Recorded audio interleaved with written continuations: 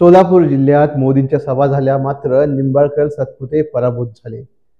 रणजितसिंह नाईक निंबाळकर आणि राम सातपुते यांच्यासाठी देशाचे पंतप्रधान नरेंद्र मोदी यांनी सोलापूर आणि माळशिरस येथे सभा घेतल्या. पंतप्रधान नरेंद्र मोदी यांनी सभा घेऊन देखील भाजपचे रणजितसिंह नाईक निंबाळकर आणि राम सातपुते यांचा धक्कादायकरित्या पराभव या ठिकाणी झाला आहे.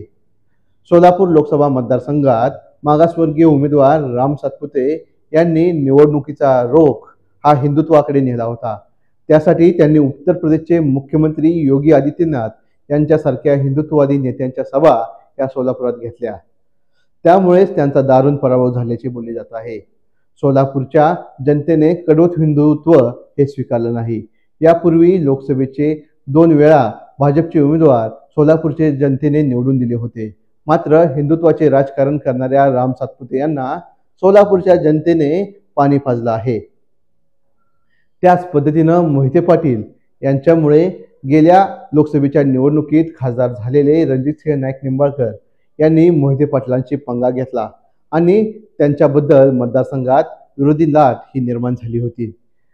मोहिते पाटील विरोधक असणारे आमदार शिंदे बंधू यांना हाताशी धरून मोहिते पाटील यांच्याशी 2 हात करण्याचे स्वप्न बाळगणारे रणजितसिंह नाईक निंबाळकर यांना करमाळा आणि माढा या विधानसभा मतदारसंघातून मोठा फटका बसला आहे.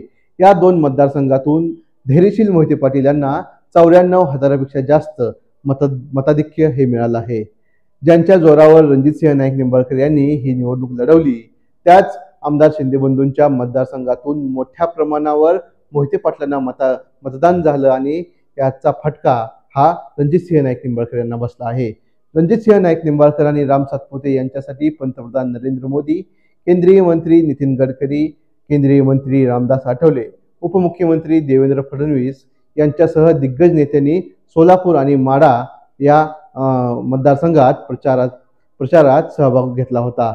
असे असताना देखील रणजितसिंह निंबाळकर आणि राम सातपुते यांना जनतेने सपशेल नाकारलं आहे. गोविंद शिल्प घेऊन येत आहे 79 ट्विन बंगलोचा भव्य दिव्य पंढरपुरातील एकमेव प्रकल्प.